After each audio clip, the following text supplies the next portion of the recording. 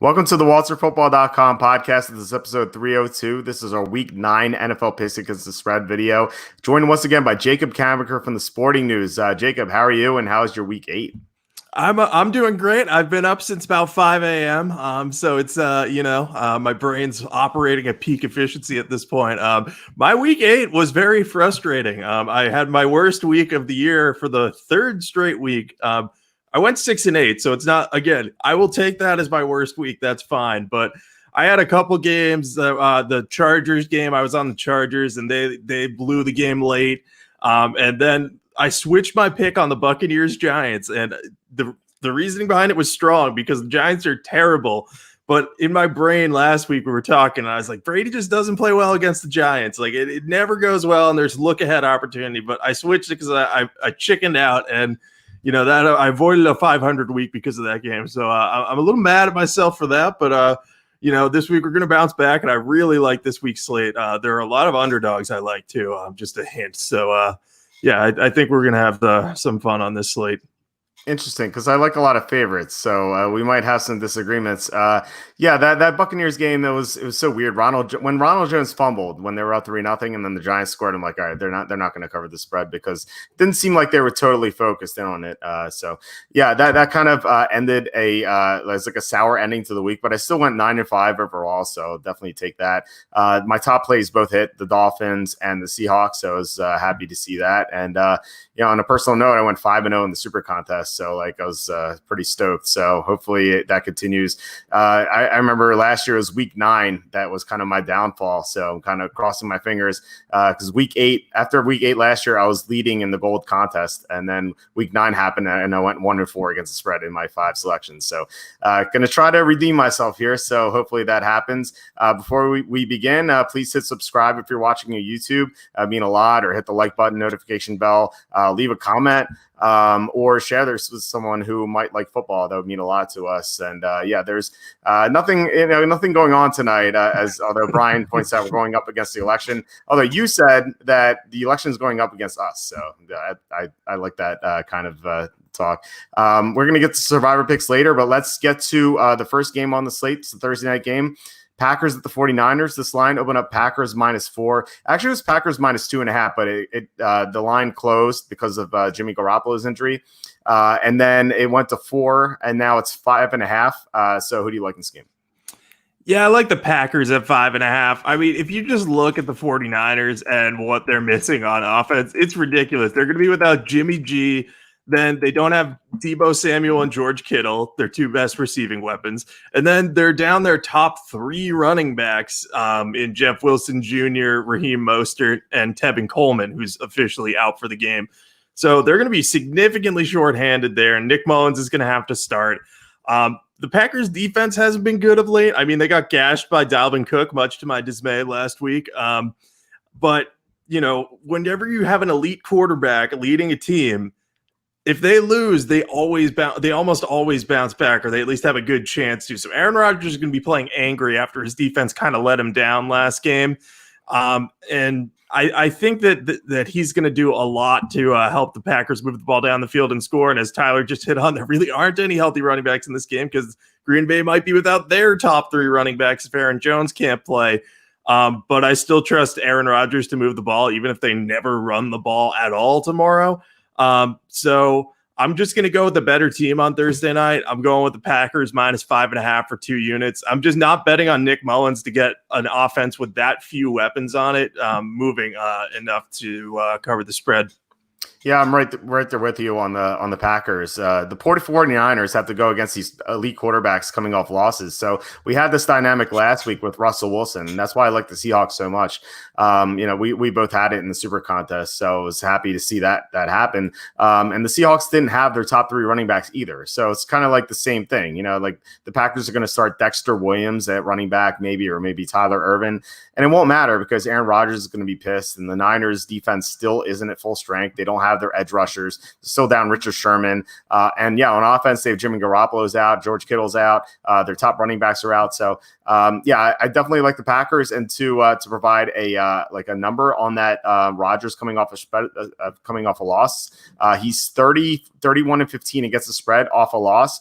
But if you remove all the games in which he's favored by 7.5 or more, he is 20-8 against the spread off a loss, which is really great. So yeah, I'm definitely with you on the Packers, and this kind of follows the Thursday night rule, is to take the better team. If both teams are healthy, you could maybe argue that the Niners are the better team, but with no Garoppolo, no Kittle, no Nick Bosa, no Dee Ford, etc., I think the Packers are the better team.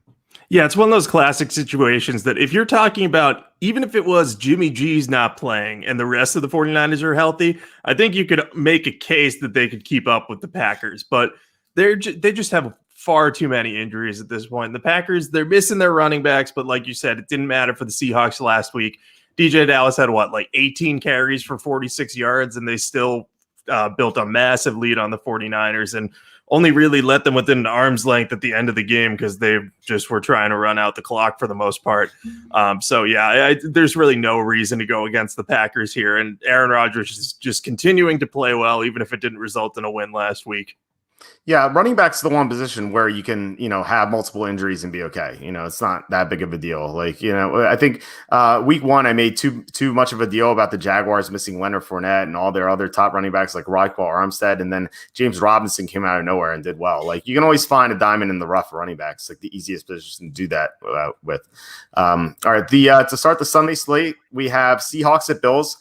This line opened up Seahawks -1.5. Actually, it's up to 2.5. So not really at that 3 yet. So who do you like here? I like the Seahawks here. I know I said I like a lot of underdogs. My first two picks are favorites. So I'm realizing I'm contradicting myself here. But if you just look at the motivation for this game, the Bills are coming off a close emotional win over the Patriots. That's a team they've had trouble beating year after year. They finally were able to do it last week, and they did it on a big play where they forced a fumble of Cam Newton on a scramble.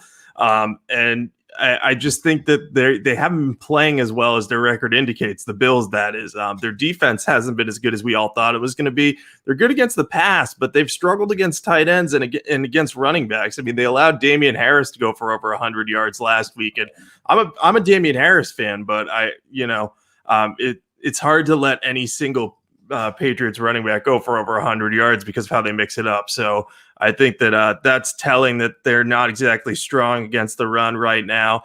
I just don't think this defense can contain Russell Wilson, DK Metcalf, Tyler Lockett. And if Chris Carson plays, he's just going to add a whole nother dimension to that offense, because you're talking about a guy who could easily run for 100 yards against that defense. And he was a true 50-50 to play last week, according to Adam Schefter. So I think with another week, we may see him out there, especially if Carlos Hyde still can't play. Now, those two injuries at running back and the injury to Jamal Adams are both going to have an impact on how much I bet on this game. But I still think the Seahawks are just hot. The Bills, they have a good record, but they really haven't played well since that bad loss to the Titans, where they got crushed. So I'm going to be on the Seahawks, especially if this line continues to stay under 3.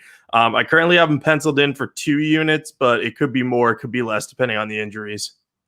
Yeah, so we're 2 for 2 in agreements here. I like the Seahawks as well. If this were 3.5, I'd consider the Bills. But all Russell Wilson really needs to do is win this game.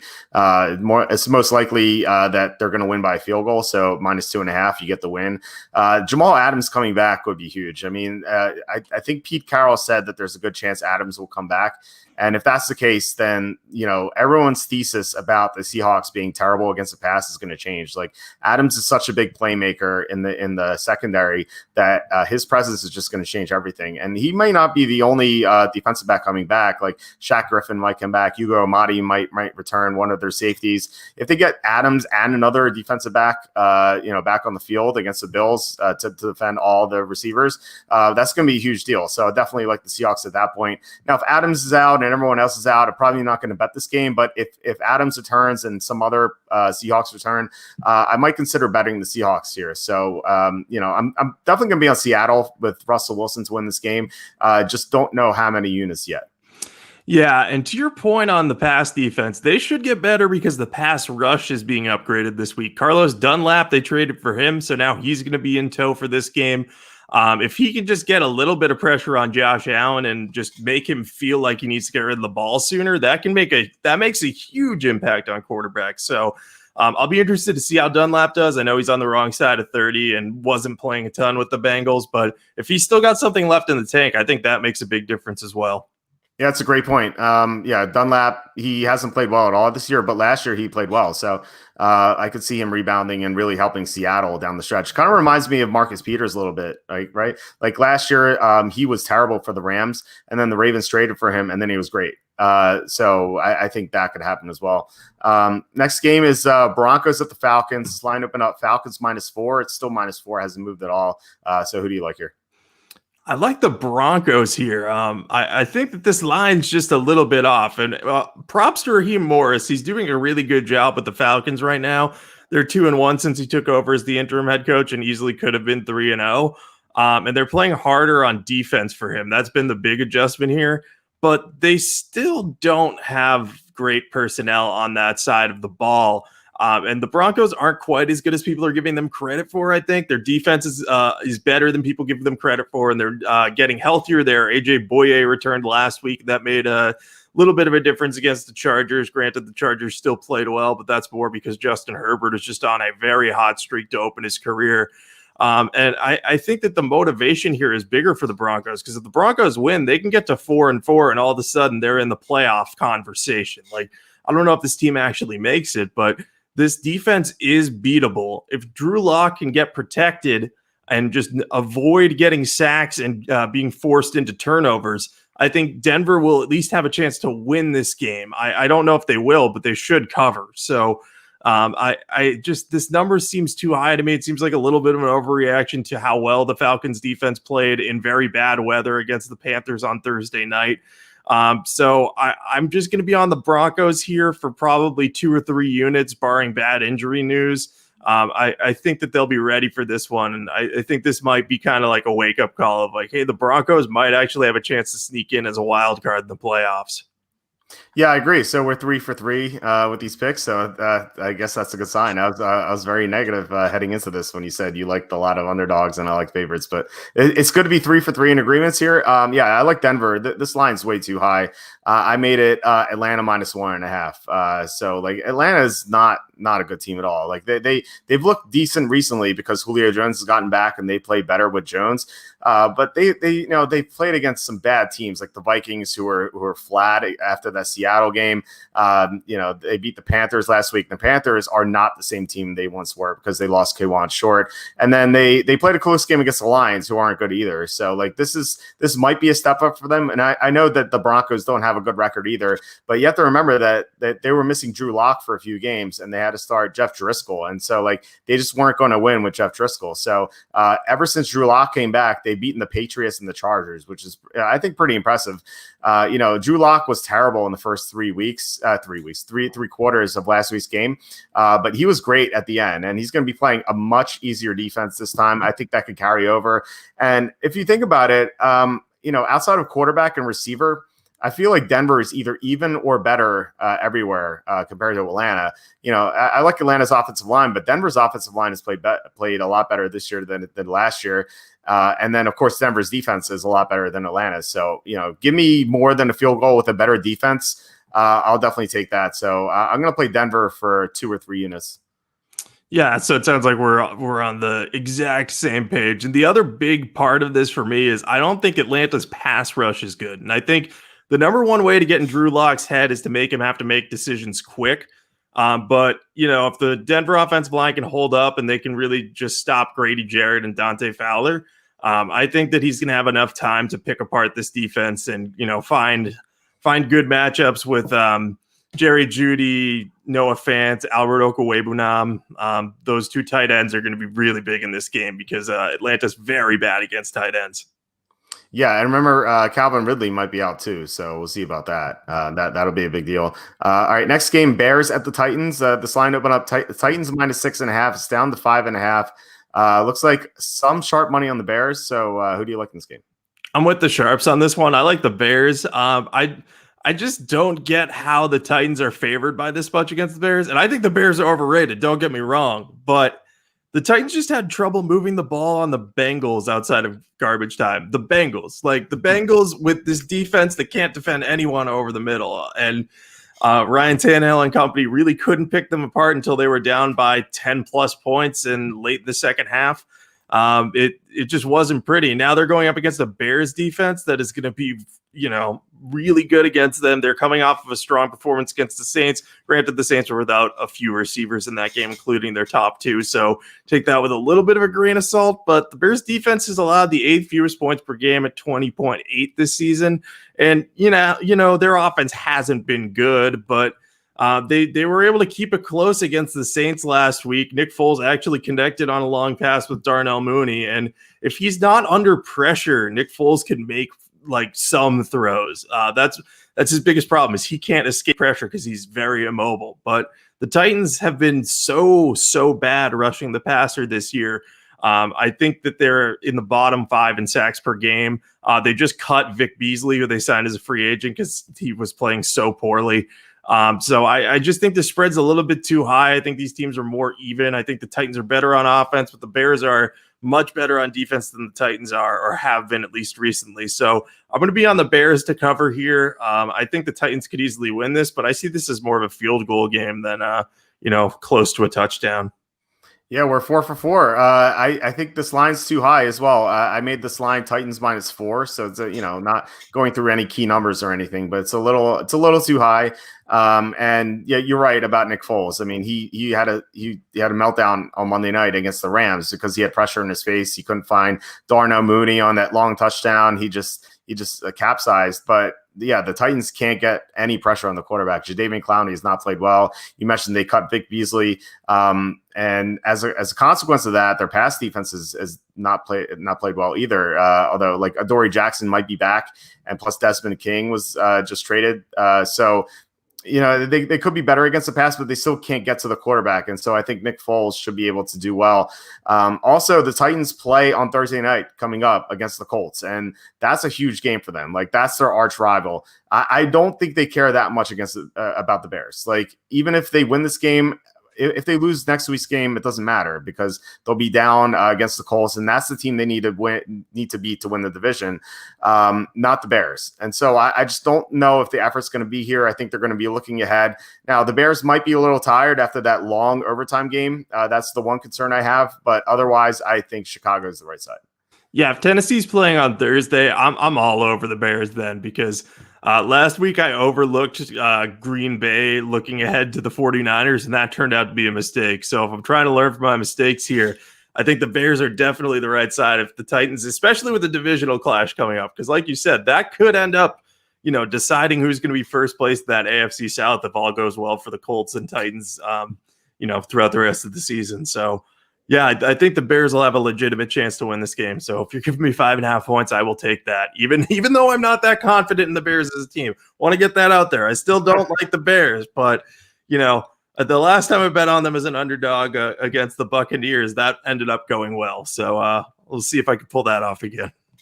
Yeah, the fact that there's only one bye, per conference this year, I think that's a big deal because the Titans already lost to the Steelers. So they have to think that the number 1 seed's probably out because they'd have to not only they'd have to pass the Steelers, not just tie them because they lost the tiebreaker there.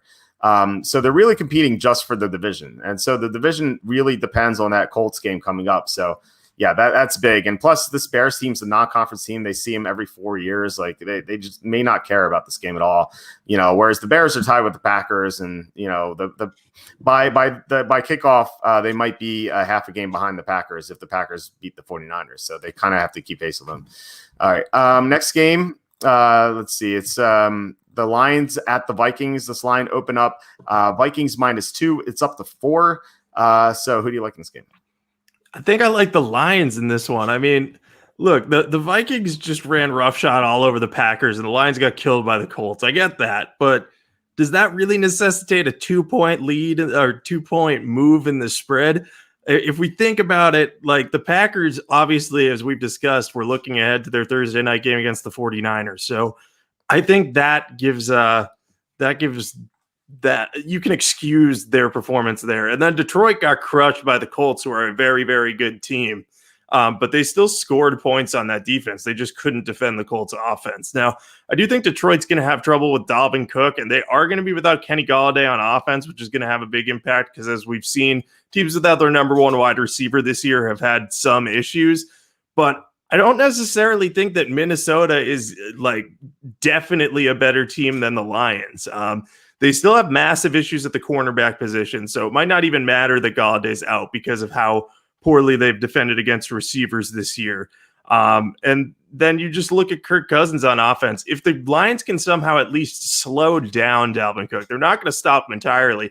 But if they slow him down and force Kirk Cousins to make more than the 14 passes he made against the Packers last week, then the Lions are going to have a chance to stay in this game, possibly win it. And their offense should move the ball on the Vikings defense. So I'm going to be on the Lions here at +4. I just think the spread is too high. I think these teams are pretty close to even. I think the original line of Minnesota -2, I think that would have been roughly right. And I still might have even liked the Lions in that one. So as long as the spread is +4, I'm going to be on the Lions here. And there's no extra time advantage for the Vikings too. That's a big point. They were coming off a bye last week, I think, ahead of the game against the Packers. So that had a pretty big impact on their ability to prepare for that. Yeah, especially with a great coach like Mike Zimmer, for sure. Yeah, we agree. So we're 5 for 5 here. I agree with what you said about this line being too high. The advanced spread, as you mentioned, was Vikings -2. My personal line for this game is Vikings -1.5. So, it's kind of over the 3. So I feel like the two most likely results of this game are the Vikings winning by 3 and the Lions winning by 3. So we get both results if we take the +4. I agree with your premise. Like, the Vikings are coming off this big win. That was their Super Bowl, really, because they're 2-5. They're not making the playoffs. They just wanted to beat the Packers, and they did. They had a great game. Now they're favored here against the Lions, who still have a chance to make the playoffs. So I think the motivation is all on Detroit's side. And I plan to bet the Lions. And then, even knowing that Kenny Golladay was going to be out, which is kind of a bummer, but Stafford still has some nice weapons with Marvin Jones and TJ Hawkinson and DeAndre Swift. If the Lions decide to use him, they want to get Swifty and use DeAndre Swift. But then there was some bad news a couple hours ago that said Jarrad Davis is going to be on injured reserve, so he's not going to play in this game, and that hurts a lot because he's been so much better this year than in the past. So not having him is going to hurt a lot, especially against Dalvin Cook. So I'm less optimistic now on the Lions. I'm probably not going to bet this game, whereas I planned to earlier. So, but I still think the Lions are the right side. I don't think the Vikings should be favored by more than a field goal. Yeah, that probably drops my unit count. I'll probably do 1 or 2 units on the Lions instead of 2 or 3. I still like them even with Jarrad Davis out. But it is concerning just because Dalvin Cook's been red hot. But at the same time, maybe Matt Patricia finds a way to cool him down. I don't have any faith in that. I also don't have faith in them to use DeAndre Swift properly. Watching Kerryon Johnson catch a touchdown last week was very annoying for someone who lost by 0.6 of a point in fantasy. It should have been DeAndre Swift, but I would love to see DeAndre Swift used more in the offense, especially with Golladay out, because he is the best receiving back and he's a dynamic playmaker. I think last week's matchup against the Colts was really tough, especially for a rookie, but I think he'll be better off in this matchup against the Vikings. So I think he could have a nice day. Yeah, so Brian brought up something here. The Vikings handled them twice last year. I actually think that favors the Lions because they might be preparing more and they know how to game plan against the Vikings. They'll have motivation for getting double revenge. Also, remember who the Vikings have lost this offseason. They lost Yannick Ngakoue, Everson Griffin, Laval Joseph, Anthony Barr as an injured reserve. They lost Xavier Rhodes, although Rhodes didn't play all that well last year. Stephon Diggs, this team is just not the same as it was last year. So I don't think you can look at last year's results and really come to a conclusion on how this game's going to go. I just think that, we both agree that the Vikings are favored by too many points. And I think David Blau was the quarterback for at least one of those games. Yeah. That's true. Yeah. That you kind of have to take that into account. That's definitely true. I was tilted though by the first matchup because it was a close game the whole time, and then things fell apart for the Lions at the end, and the Vikings covered. I remember I think I had the Lions in the Super Contest, if I'm not mistaken. So that was very tilting. All right, next game, Ravens at the Colts. This line opened up Ravens -2.5, and I swear it was 3 earlier today, and now it's down to 2.5. Actually, it's 2 at Bookmaker because I think there was some concerns that some Ravens might miss this game. So with that in mind, who do you like here? Yeah, I like the Colts a lot. I'm bummed that this isn't 3 because I was going to put like 3 to 5 units on it. If it was 3, I'll probably still be pretty bullish on this one because this just seems like another lopsided spread. The Colts are underrated comparatively to the Ravens. I mean, we hear a lot of talk about the Ravens and the Steelers and the Chiefs as the best teams in the conference, but yeah, Kenny. Jarapinski, Camenker 2020. Yeah. Well, I bet on one of the candidates to win tonight, so that's bad news for my sportsbook account. Oh yeah, if we had to be the longest shots in this one for sure too. Right. But anyway, getting back to the Colts, they're underrated compared to these other AFC contenders, and even in their division, a lot of people were giving attention to the Titans because they were undefeated. But the Colts, aside from a bad loss to the Jaguars early in the season, have been very good when they've been fully healthy. Now, they were down big against the Bengals, but that was without Darius Leonard, and I think Anthony Costanzo didn't play in that game. So they were down one of their best players on offense and their best player on defense. So you got to kind of look at how they've played outside of that. And they're coming off a massive win against Detroit where everything clicked for them. And they just match up pretty well with Baltimore. They have a really strong defense. They'll be able to contain the running game. With Leonard healthy, they have someone who can keep pace with Lamar Jackson as a scrambler and kind of spy him a little bit. And Jackson hasn't been throwing well lately and might be banged up. I know he was on the injury report like maybe a month ago with a knee injury. I don't know if that's still bothering him, but he hasn't thrown the ball well yet. So we'll see what happens with him. But I think that the Colts are just going to play very, very well. And the Ravens are going to be without Ronnie Stanley, who's out for the year. The Colts take advantage of that. And then Marlon Humphrey is probably going to be out for this game because he landed on the COVID list with a positive test. And a handful of other guys, I think, were put on the list because they're close contacts with him. We'll see if those guys test negative. They should be able to play. But either way, I'm going to like the Colts in this one. I just think that they're more even with Baltimore than people realize. And this spread is just off. Like, I don't think the Ravens should be favored by almost a field goal on the road against one of the most solid teams in the AFC.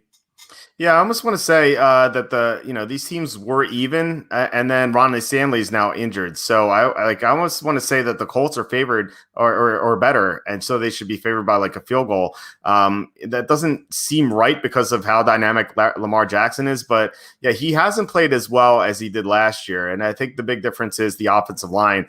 Last year he had like 2 potential Hall of Famers on the offensive line with Marshall Yanda and Ronnie Stanley, and then Yanda retired, and now Stanley's out for the year. And they lost Stanley at the end of the first quarter last week. And after that, they just weren't the same. Like the Steelers kind of were creeping up. Like the Ravens were up 10 and then the Steelers got closer and closer. And then they eventually took the lead and the Ravens just couldn't finish off drives.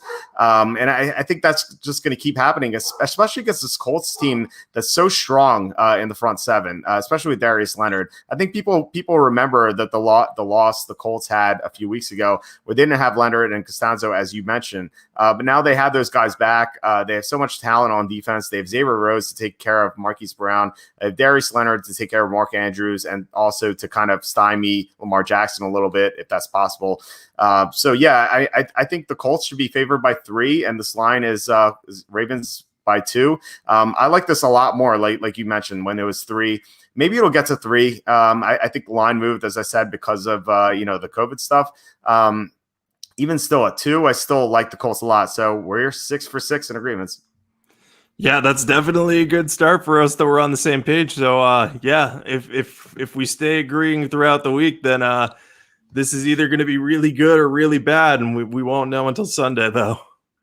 Yeah, that's true. So yeah, we're 6 for 6, and this kind of reminds me of 1 week I had with Kenny a couple years ago, where we were like 14 of 14 in agreements, and then we disagreed on the last on the Monday night game. So it'll be funny if that happens again.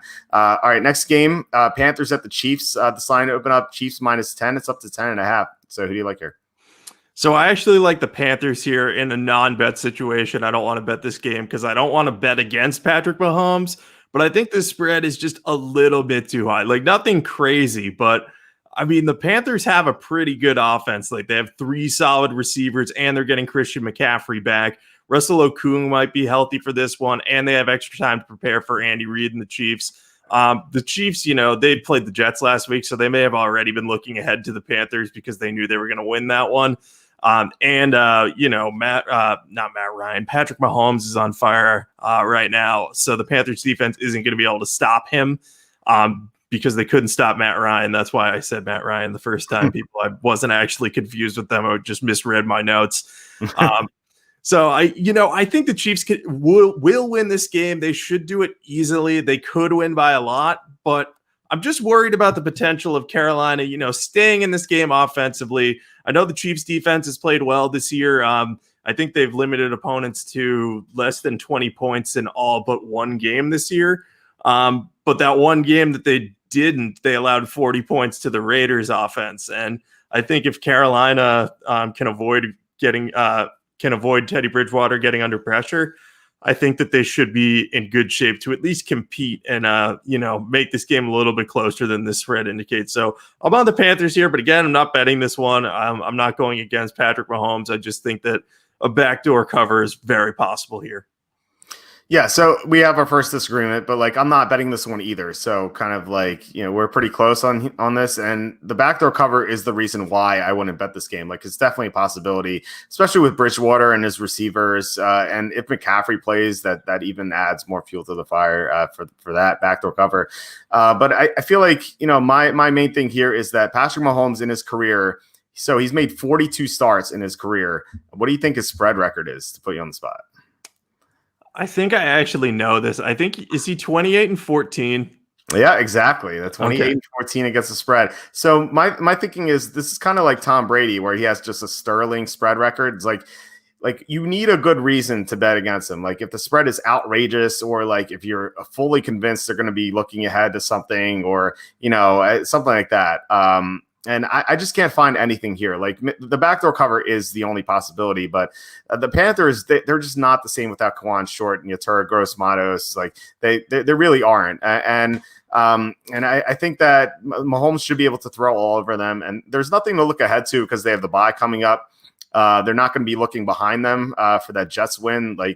So I feel like the Chiefs could end up winning this game by 21 to 28 points. Or they could end up, up 14, and then Bridgewater has the ball with 3 minutes left, and you're like, oh my God, this is going to be backdoor cover. So it's going to be one of those situations where it could go either way. So I would recommend just staying away from this one.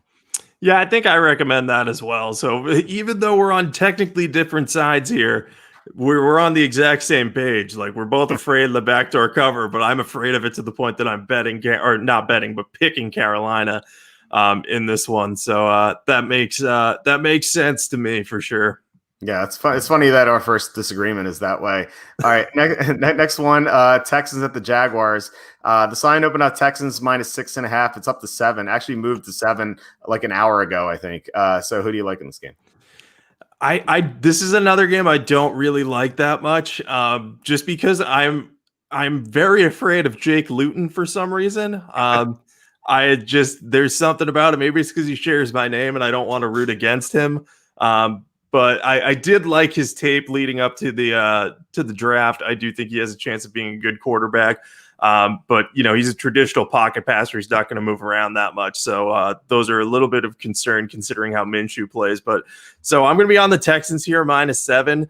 They have some concerns on defense. They're going to have a tough time containing James Robinson. Their run defense is just very bad this year. But if they can just pressure Luton and just focus on, we're going to take away Robinson's running game and make Jake Luton beat us, I think the Texans should be able to accomplish that. Because they have J.J. Watt, Whitney Merciless. They have a pretty good defensive front. And, last time the Texans played the Jaguars, I think they scored 30 points. So, if they can limit the Jaguars to 20 points and they can have similar offensive output, I think they could easily cover this. So I'm on the Texans here. You could probably convince me to bet this game. I'm just very afraid of Jake Luton for no good reason. So if you also like the Texans, I would encourage people to take your advice on how many units to bet. Okay, yeah, I'm more optimistic on the Texans. Yeah, Jake Luton, I'm not afraid of him because I don't share the same name, maybe. He had a 35.8% completion rate in college when under pressure. So I don't like those chances against the Texans, who still have their defense is bad, but they still have J.J. Watt and Whitney Merciless, and the one thing their defense can still do is get to the quarterback. So I think Luton might make some mistakes. It's his first game, and I think what the Texans are going to do is what you were saying, is like take away James Robinson, put more men in the box, and force Jake Luton to throw the ball. And Luton has some nice receivers at his disposal, but I think that Gardner Minshew kind of covered up a lot of warts that the Jaguars had because of his mobility, and he's feisty. He was a lot better than his draft status was, and I just don't think Luton is going to be as good as Minshew. Like Minshew just bailed him out a lot by moving around. So Luton can't do that. And I think that he could throw several interceptions, and this could be a blowout. I think this line, by the way, moved because there was no trade. There might have been a Will Fuller trade. It sounded like that was in the works. So I think that's why the line moved up. And, given that the Texans still have all their weapons outside of Hopkins, obviously, but like they still have Will Fuller and the other receivers, I think they should win this game. I like betting against horrible teams with terrible quarterbacks. Kind of like we did with the Cowboys last week with Ben DiNucci. So I think this is sort of the same thing. Maybe Luton turns out to be great, and then we look stupid for picking against him here with such a big number. But I think that the Texans are going to cover the spread. So I like them for a few units. Okay, I'll probably go a couple of units on the Texans then. That the number that convinced me though was 38.3% completion rate under pressure. Like that's massive. Like that. If he's that immobile and that unable to deal with pressure, you could have some serious turnovers in this game. So I think that's definitely going to have a huge impact on this game. So before we move on to the next game, so we're having a question here. How much is one unit? It's all relative to how much your bankroll is. Like if you can afford, if you can only afford like $20 per unit, then a unit should be $20. If it's $100, then $100 per unit. If you're like a high roller and you're a millionaire, you might want to bet like $5,000 per unit or something because you just don't care. So it's all about your bankroll and how much you can afford, and like you should never risk enough that where it's going to hurt you and you can't pay your rent or anything. This should just be fun, unless you're very experienced and you're very confident in your gambling, and then you could be a professional gambler. But then at that point, you're going to be living in Vegas, and you're probably not going to take advice from anyone else. You're going to be doing the research yourself. So I personally go $100 per unit, but it's definitely different for everyone else. Yeah, I tend to go about $20 a unit, but it also depends. Like if I have a bad week, I may drop to like $15 or $10 a unit if I have to. So units are just a good way for people to express confidence. So like if we both have a 5-unit pick, it means we're very, very confident in it. That's basically what I've taken away from units over the years. Yeah, exactly. That's definitely true. All right, last of the early games, Giants at the Redskins. This line open up. Redskins -3.5. It's down to 3. I guess people are impressed by what they saw Monday night. So who do you like here? I mean, they should be a little bit impressed with how the Giants played, but Washington's still the right side here, especially if we're getting -3.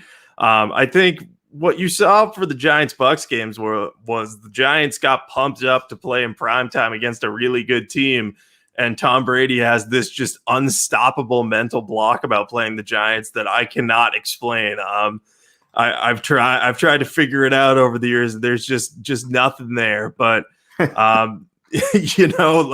every time it's like, oh, they're suddenly losing and some weird plays happen. And, Daniel Jones looked good. I will give him that at times, but he also still made some crushing mistakes. And now he's going to have to play Washington and Ron Rivera, who had extra time to prepare for this one. I do think that matters for Rivera because he's a very good motivator.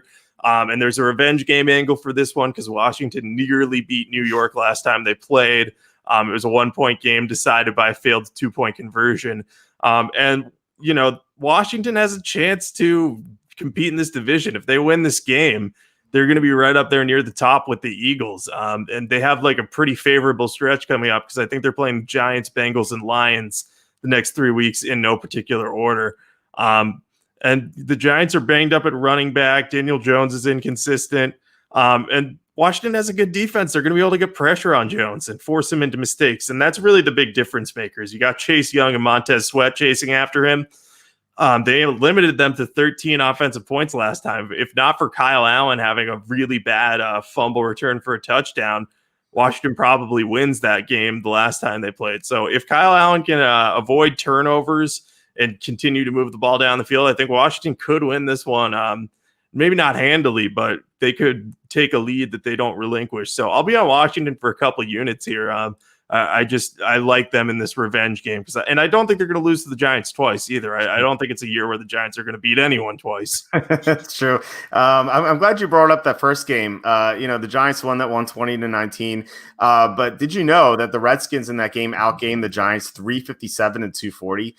They really dominated that game. It was just those two turnovers, the interception and the fumble return for a touchdown. The Giants scored 14 points off those two turnovers. So really, they only scored 6 points in that game. And I think that Washington's front against the Giants offensive line is the big mismatch in this game.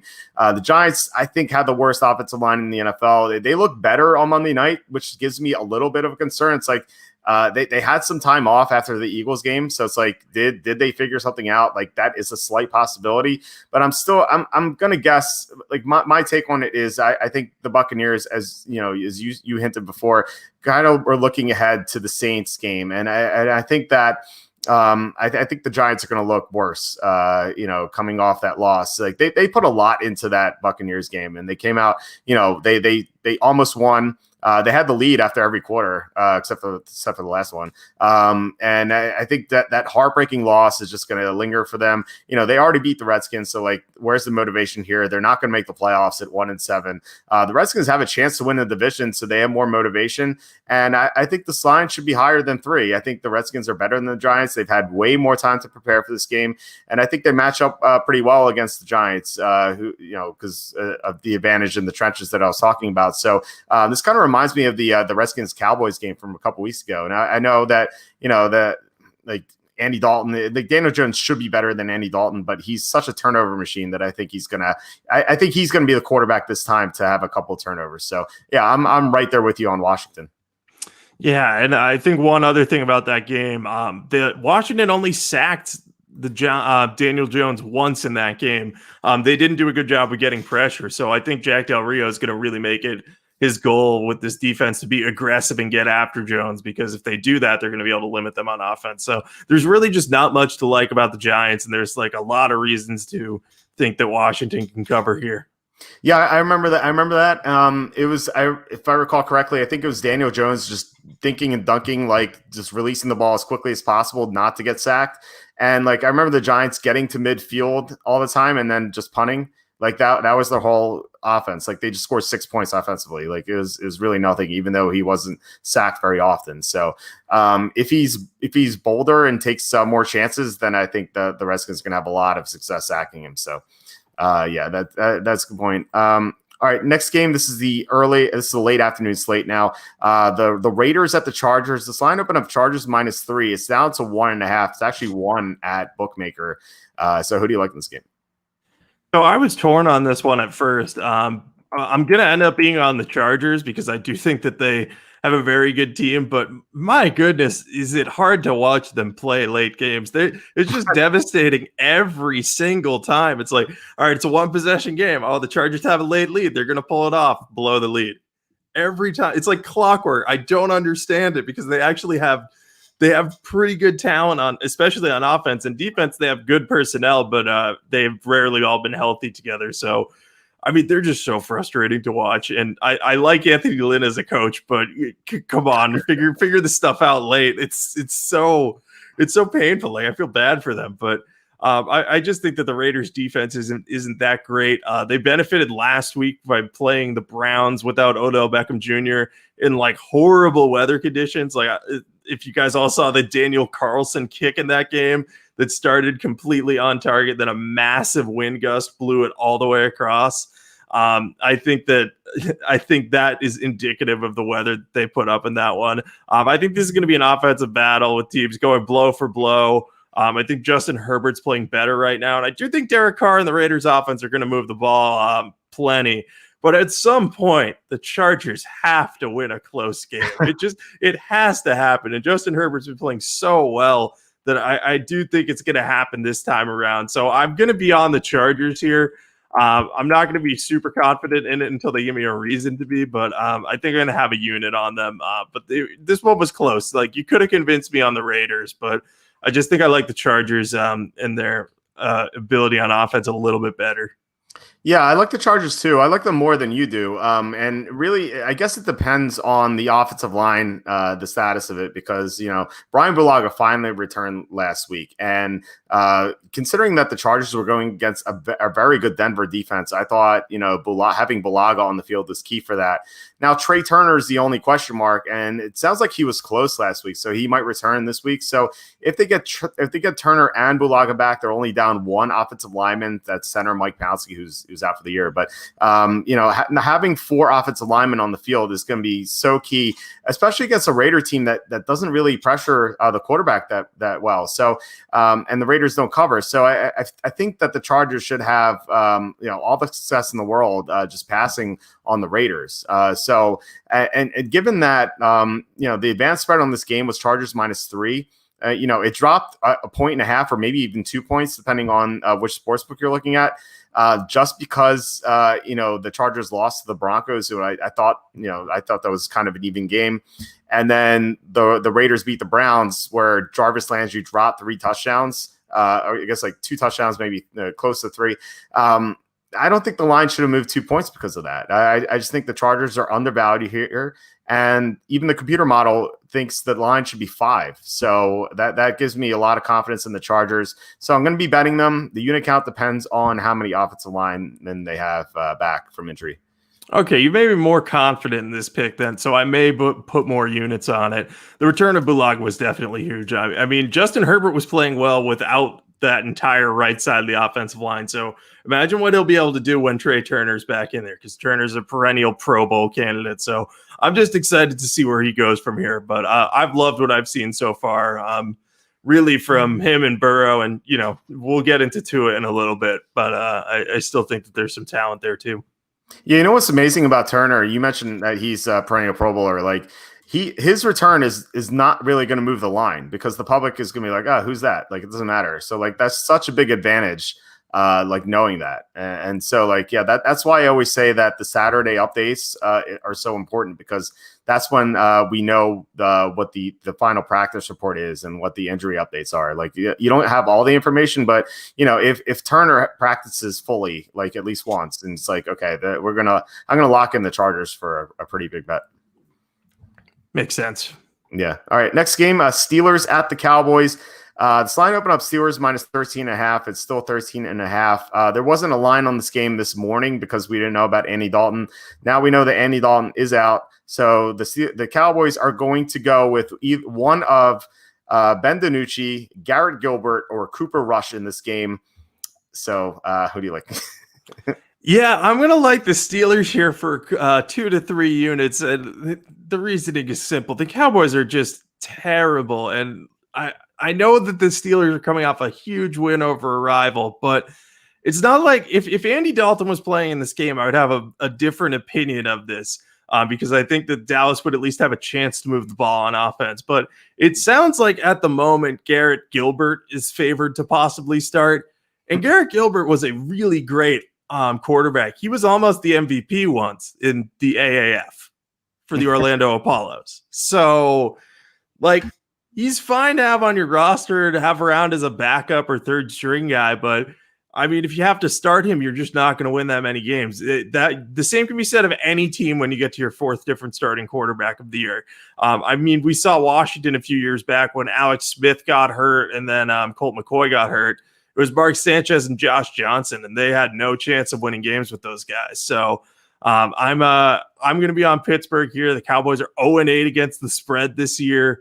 And I know they got some defenders back, and maybe they'll be able to slow down the Pittsburgh offense enough, but I think the Pittsburgh has too many weapons. And if they just get the ball into their playmakers' hands, they should be able to cover this 2-touchdown spread. And I have no faith in Ben DiNucci, Garrett Gilbert, or Cooper Rush to move the ball.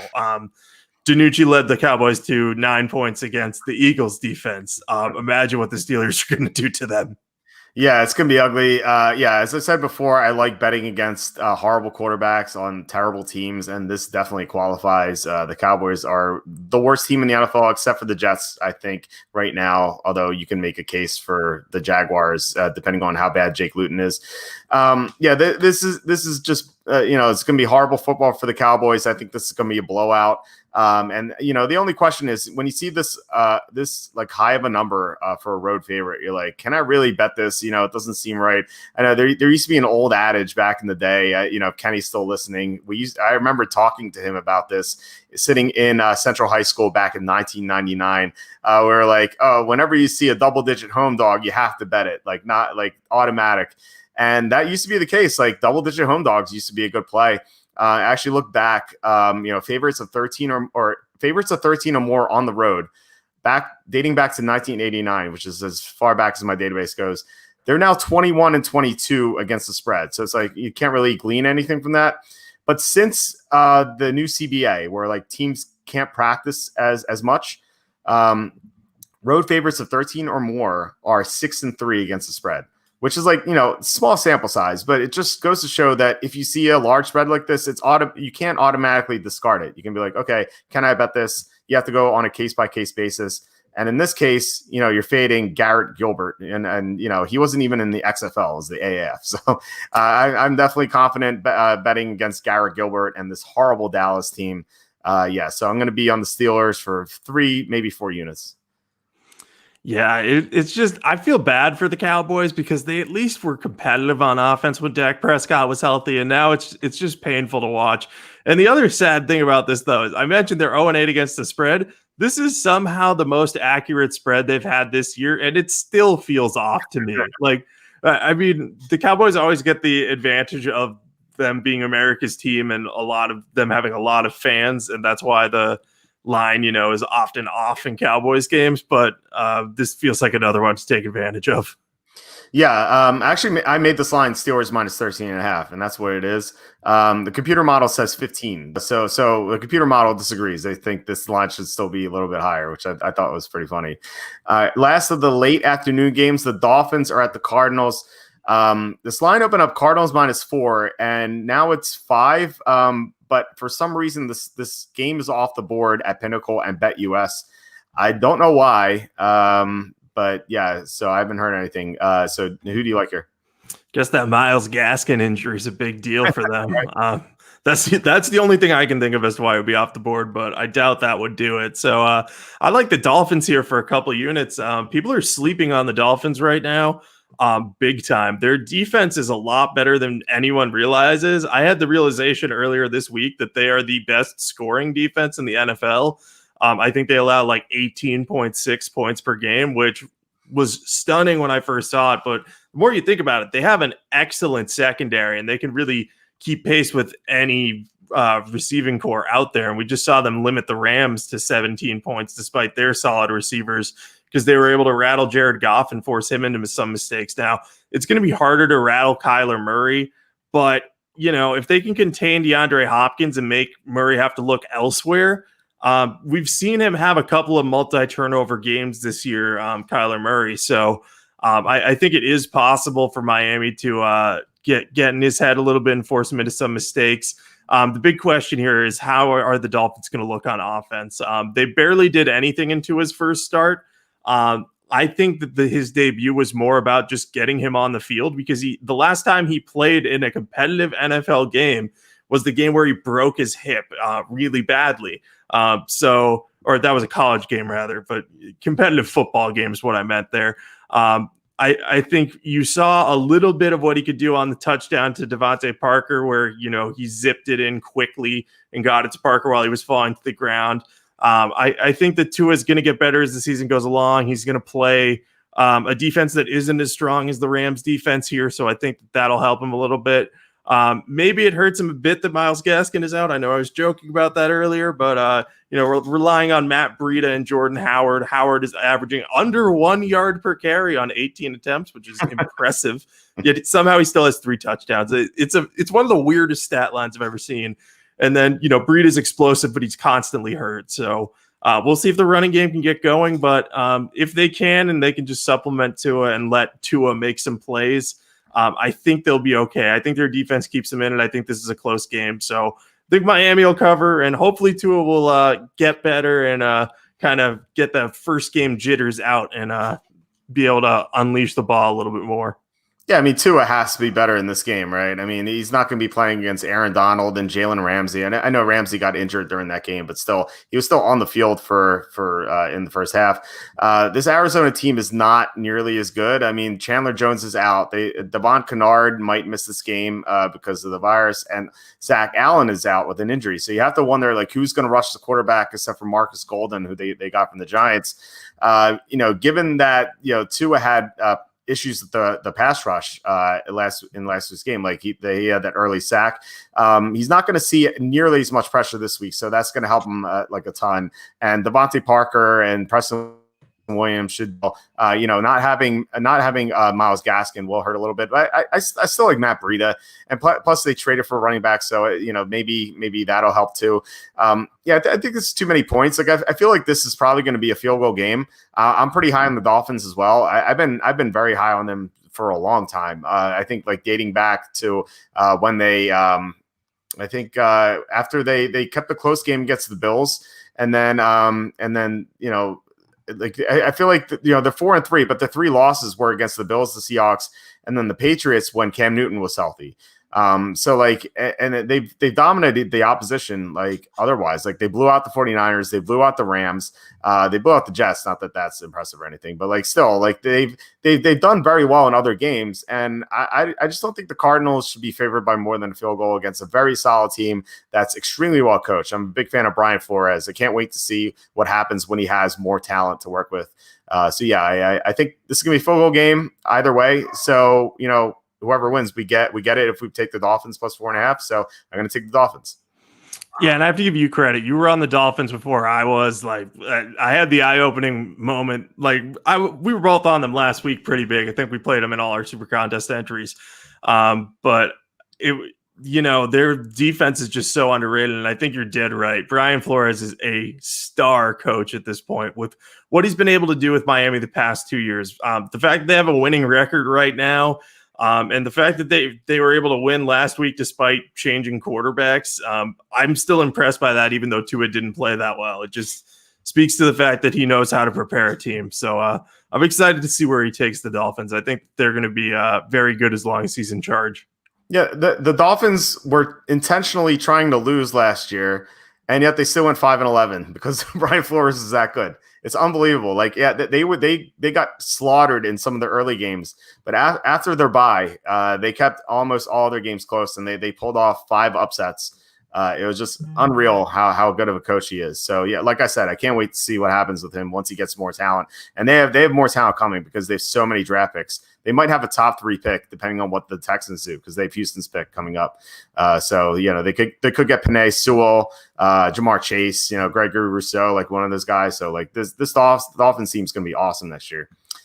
Sunday night game, Saints at the Buccaneers. This line opened up -4.5 for the Buccaneers. It's up to 5.5, which is kind of a surprising line move considering that the Buccaneers almost lost to the Giants. So who do you like in this game? Yeah, I like the Bucs here too. I'm surprised by the line movement, though. I would think that it would stay neutral or trend in the other direction, but this is a classic revenge game scenario for the Bucs. The Bucs have been looking ahead to this one, and we saw what they did to the Packers in a game that they were looking forward to. They just absolutely demolished the Packers, made Aaron Rodgers look terrible in that game. So I think they could do the same thing to the Saints here, especially if Michael Thomas can't play. It sounds like he should have a chance to come back, and Emmanuel Sanders will be back in this game.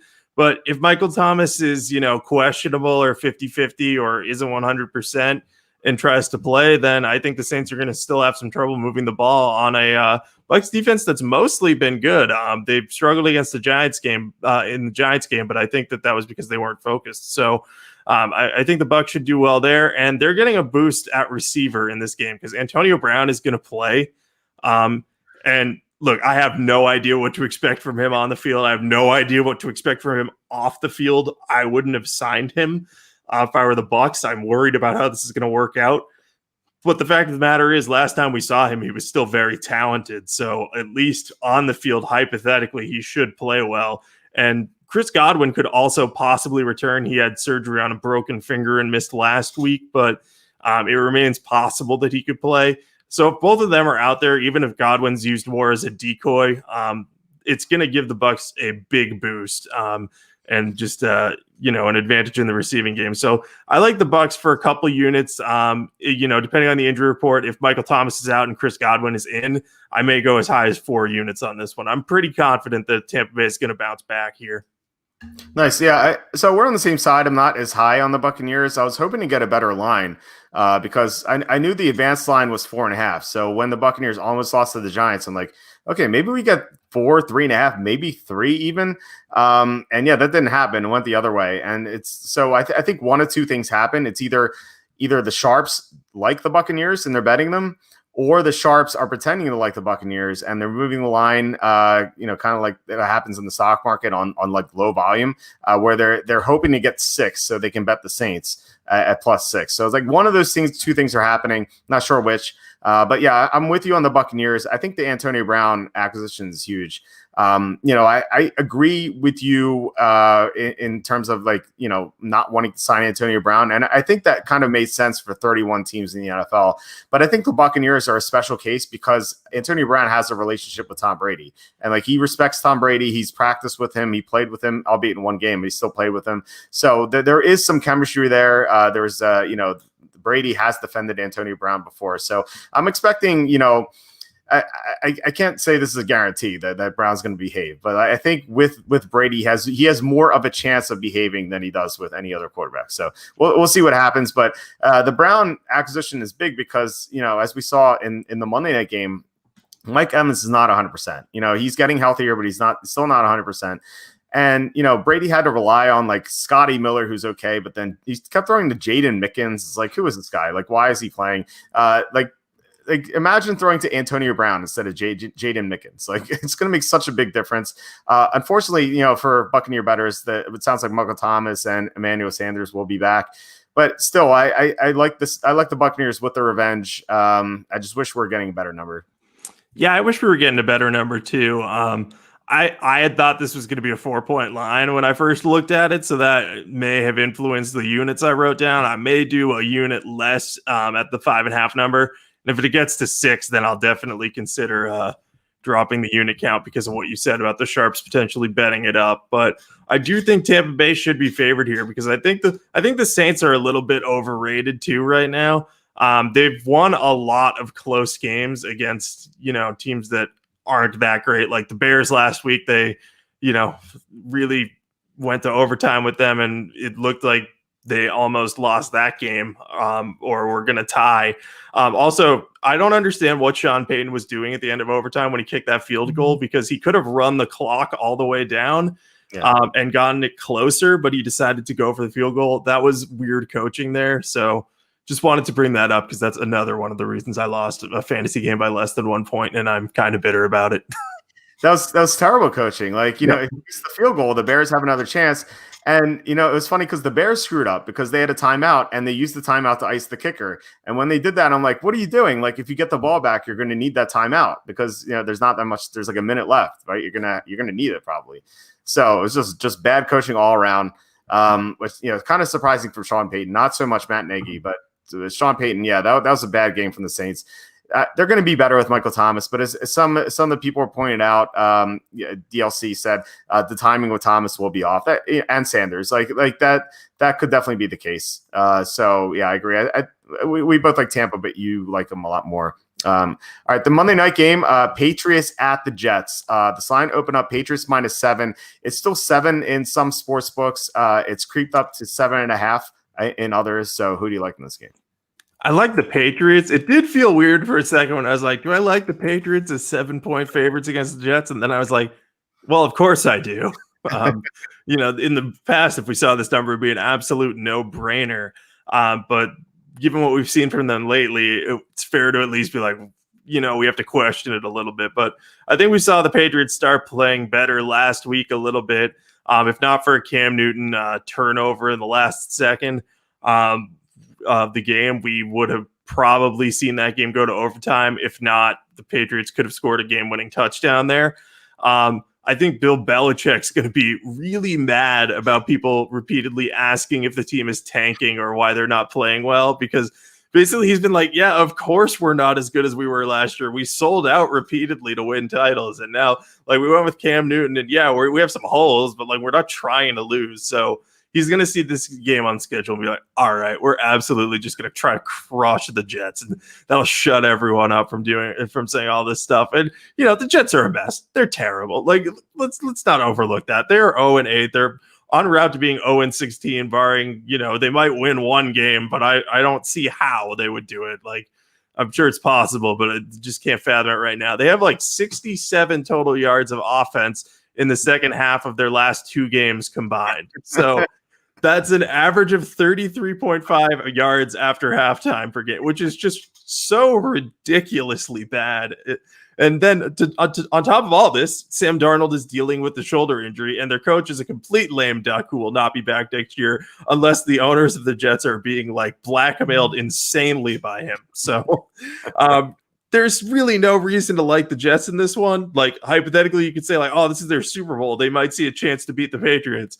But also Adam Gase is coaching, so they're not going to play hard for him. So I'm going to be all over the Patriots here. I got them down for 3 units right now at 7. I just can't imagine a scenario where the Patriots don't come in here and beat the Jets pretty handily. Yeah, I feel the same way. If Cam Newton didn't fumble and the Patriots won that game, they're in the red zone, like they could have won. And they were 3-4, and like they were like, okay, like they can get to 4, they can get to 500 here. I think this line would be a lot higher. Like it'd be closer to 10. It wouldn't be 7. I think 7's kind of a gift, and I like the Patriots a lot. It's funny that we talked about you mentioned that the Cowboys are 0-8 against the spread. The Jets are 1-7 against the spread. Their only cover was against the Bills. Remember the Bills won 18-10 because of 6 field goals. They just couldn't get into the end zone. I think it's hilarious that the Jets only cover. They were outgained 422 to 190, and that 8-point margin would be good enough to cover this spread. And the Patriots and the Bills played evenly last week. So it's like, if the Patriots can play, if the Patriots are equal to the Bills, like with Cam Newton healthy, why can't they beat the Jets by more than 7 if they don't commit all these red zone miscues that the Bills had? Like it should be an easy win for them, I think. And, the motivational thing with Belichick, I think is legit, if someone wants to make the argument that this is the Jets Super Bowl and like they're actually going to play hard for the first time, I think that only applies if the other team is not going to play hard. Like last week, the Vikings, that was their Super Bowl against the Packers, but the Packers weren't playing hard because they had the Thursday night game coming up. But here, the Patriots are going to play hard because if they lose, they go to 2-6 and they're definitely done. If they win, they're 3-5. And they still have a chance, with 3 wildcard teams. At 3-5, I still think you have a chance to get into the playoffs. So, this is going to be so much more motivation for the Patriots. And, on top of that, you brought up the Darnold injury. So he's either going to be hurt or they're going to go with Joe Flacco. And so either way, I think that really benefits the Patriots. So, yeah, this is going to be a big play for me on New England. Yeah, I can't imagine a scenario where I won't have a big play on this one. And I just always think back to, there was once a Monday night game against the Jets when they were good. It was a Patriots-Jets game, and I was in high school at the time, so everyone was like hyping it up. It was when Rex Ryan was the coach. It was like, oh, this is going to be a big game for the Patriots. Like, they got to beat the Jets. And I think I was like, oh, yeah, this might end up being close. Like, the Jets have a great defense. And I think the Patriots won like 42-0. Like Belichick shows up in prime time, and when he needs to when the Patriots need a win, he knows how to get it, especially against lesser competition. And I just think that their whole season hinges on a win against the Jets. They should be able to get it. Yeah, and that Jets team was a lot better than this one. That yeah. On the Rex Ryan, they actually had a good defense. Like, granted, Mark Sanchez was the quarterback, but they had a real good defense, and they went to 2 AFC championships. So Rex Ryan did have some success early on. It did not end well for him, but he did do well like at first with the Jets. So there are a couple of things here. So we like to do our teaser pick at the end of the week. At the end of the episode. So last week we both had the Chiefs. If it weren't for the Colts losing to the Jaguars in week 1, which is just I still can't believe that happened. Given how we've seen these teams play since, we should still be alive. We're not, but we're doing this, to help people who are still alive. So, do you have any idea who your survivor pick would be this week? I would imagine I would use the Patriots if I haven't already, and I don't think that I have. So Patriots are probably the one I would go with.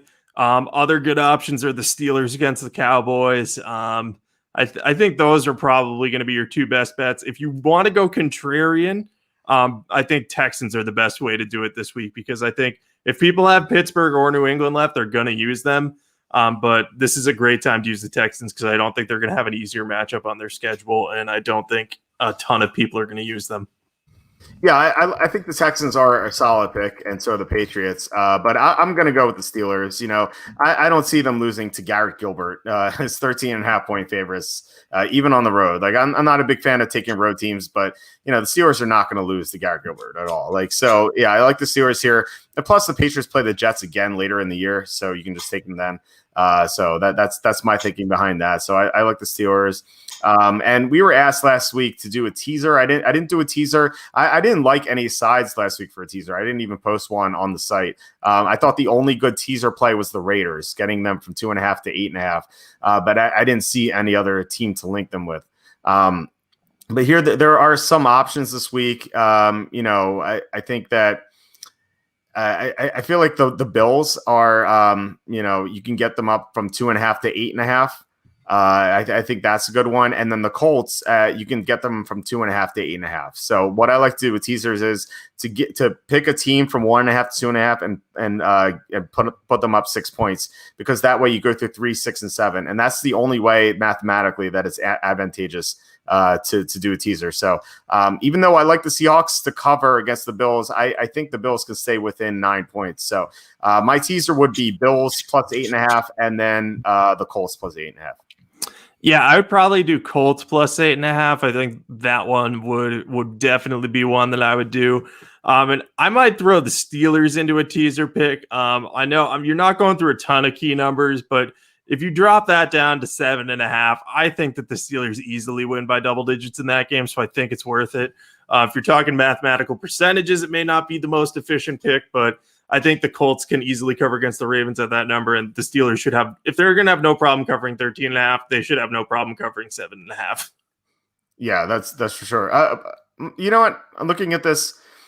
I think actually I would go Colts plus 8.5 and Patriots minus 1.5. I think that's the best way to do a teaser. So I think that's what I'm going to do this week, unless the lines like move radically. So I might just put that in tomorrow. So yeah, I guess that's it. Do you have anything to plug?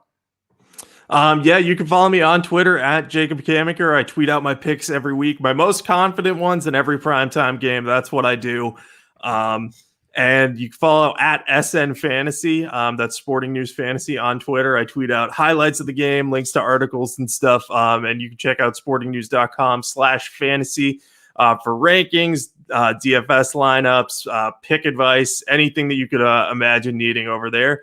And yeah, just follow me and let's talk some football. Let's have fun for the rest of the season.